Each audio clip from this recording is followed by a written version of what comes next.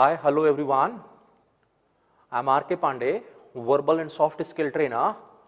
आज मैं आपके सामने एक ऐसी चीज डिस्कस करने वाला हूं, यदि आप हिंदी मीडियम के स्टूडेंट हैं या हिंदी मीडियम से आपकी पढ़ाई हुई है और आप इंग्लिश सीखने की इच्छा रखते हैं तो ये वीडियो आपके लिए वरदान साबित हो सकता है। एक हिंदी मीडियम का स्टूडेंट जब इंग्लिश सीखने आता है तो उसको क्या सीखना है और कैसे सीखना है। पहली सबसे इंपॉर्टेंट चीज, मैं आपके साथ एक छोटा सा जोक शेयर करना चाहूंगा। मिल्खा सिंह का नाम हम सबने सुना। मिल्खा सिंह पंजाबी मीडियम स्कूल से पढ़े और दौड़ने में बहुत अच्छे थे, तो देश का प्रतिनिधित्व करना शुरू करा। जब मिल्खा सिंह पहली बार ऑस्ट्रेलिया गए तो वहां उनसे एक लड़की ने पूछा, are you relaxing? Milkha Singh को सुन के कुछ पल्ले नहीं पड़ा। उसने दोबारा पूछा, excuse me gentleman, are you relaxing? फिर भी इनको कुछ समझ में नहीं आया। मुश्किल से 10वीं पास थे, आर्मी में भर्ती हो गए, लेकिन इंग्लिश बहुत कमजोर थी। उसने दोबारा पूछा, आर यू रिलैक्सिंग? तो मिल्खा सिंह बोलने लगे, no no, I am Milkha Singh. तो ये ऐसा उनके साथ क्यों हुआ? क्योंकि उनकी इंग्लिश सुनने की क्षमता बहुत कमजोर थी। Right? The very first skill is listening skill. Listening skill दो प्रकार की होती है, एक एक्टिव लिसनिंग और एक पैसिव लिसनिंग। एक्टिव लिसनिंग जिसमें हम इंग्लिश को सुनकर समझ जाते हैं, डिकोड कर लेते हैं हर चीज, और पैसिव लिसनिंग जो हमें सुन के समझ में नहीं आता। राइट? तो हमें लिसनिंग तो चाहिए, लेकिन कैसी चाहिए?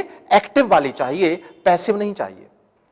दूसरी बहुत इंपॉर्टेंट बात, I am going to talk about importance and significance of speaking skill. Listening के बाद दूसरी इंपॉर्टेंट चीज आती है स्पीकिंग स्किल, और जिसको हम स्पोकन इंग्लिश बोलते हैं। तो स्पीकिंग स्किल और स्पोकन इंग्लिश में हमें करना क्या होता है?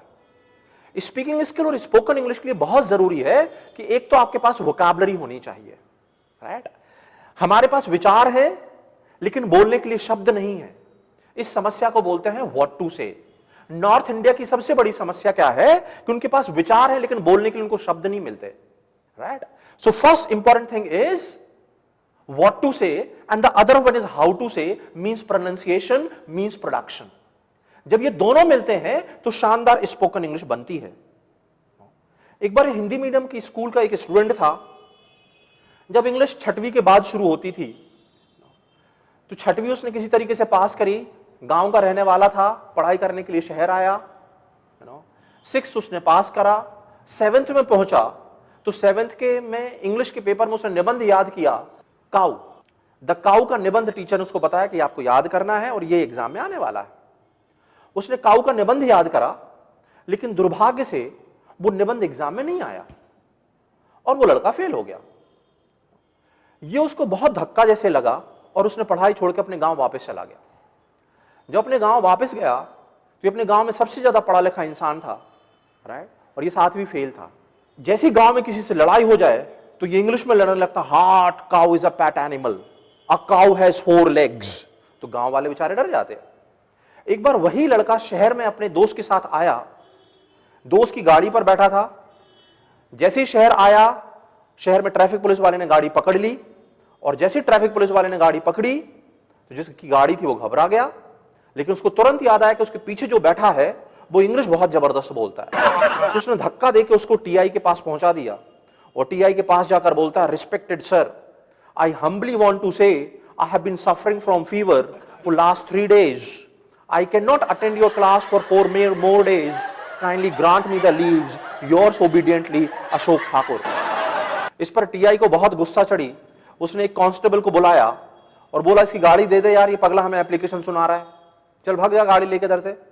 गाड़ी लेके वो अपने दोस्त के पास पहुंचा, और जैसे ही दोस्त के पास पहुंचा तो दोस्त बड़ा खुश हुआ। उसने कहा, वाओ यार, तुमने 1 मिनट भी इंग्लिश नहीं बोली। उसने गाड़ी छोड़ दी। कहेंगे ऐसे कैसे नहीं छोड़ता? अभी भी नहीं छोड़ता तो हम उसको काऊ का निबंध और सुना दें। बॉटम लाइन इज, रटकर घोंट कर हम किसी भाषा को नहीं सीख सकते। स्पोकन इंग्लिश मतलब हमारे दिमाग में जिस क्षण जो भी ट्रेन ऑफ थॉट्स है उसको बोलकर हम व्यक्त कर सकें, उसको बोलकर हम सामने वाले दोस्त तक पहुंचा सकें। This is what speaking skill और spoken English is all about. Third skill आती है जो बहुत इंपॉर्टेंट है, उसको बोलते हैं रीडिंग स्किल। रीडिंग स्किल मतलब जो लिखा हुआ है उसको पढ़कर हम समझ जाएं। ओके? रीडिंग भी 2 प्रकार की होती है, one is loud reading, another one is silent reading. Hindi में हमें हमेशा साइलेंट रीडिंग करनी चाहिए, क्योंकि हमारा लक्ष्य है हिंदी को समझना, उस चीज को पढ़ा के अपने दिमाग में बिठाना, समझना कि ये क्या लिखा हुआ है।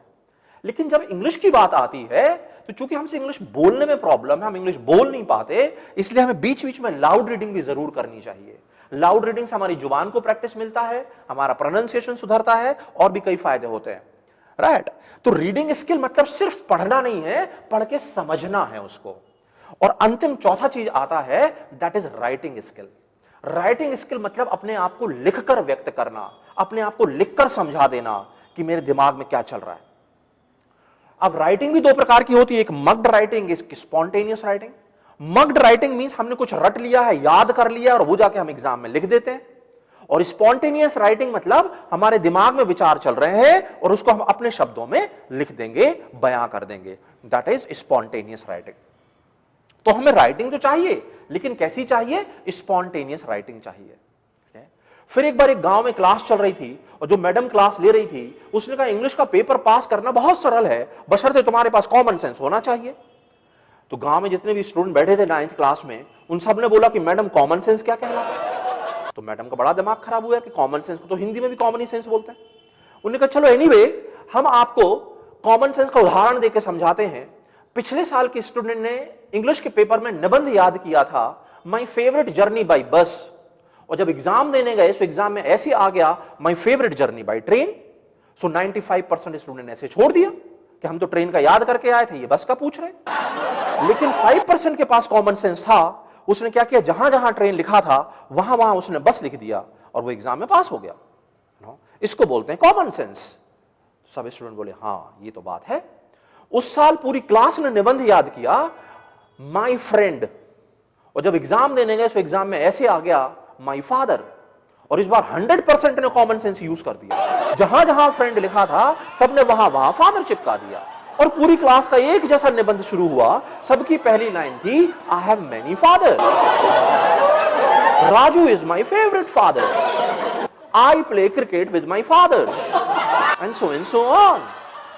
तो ऐसी घटनाएं, दुर्घटनाएं हो जाती हैं किनके साथ?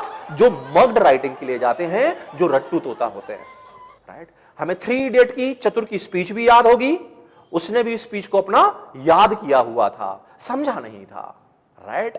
तो हम हिंदी में दोस्त ये 4 काम कर लेते हैं। हमें हिंदी समझ में आती है सुन के, हम हिंदी में बोल लेते हैं, हम हिंदी पढ़ के समझ जाते हैं और हम हिंदी में लिख भी लेते हैं। यदि यही 4 काम हम इंग्लिश में भी करने लगे तो फिर हमारी इंग्लिश एकदम सॉलिड हो जाएगी। तो यदि आपको अपनी इंग्लिश सॉलिड करना है तो इन 4 चीजों पर ध्यान देना बहुत जरूरी है, listening, speaking, reading, and writing. Thank you so much for watching. Thank you.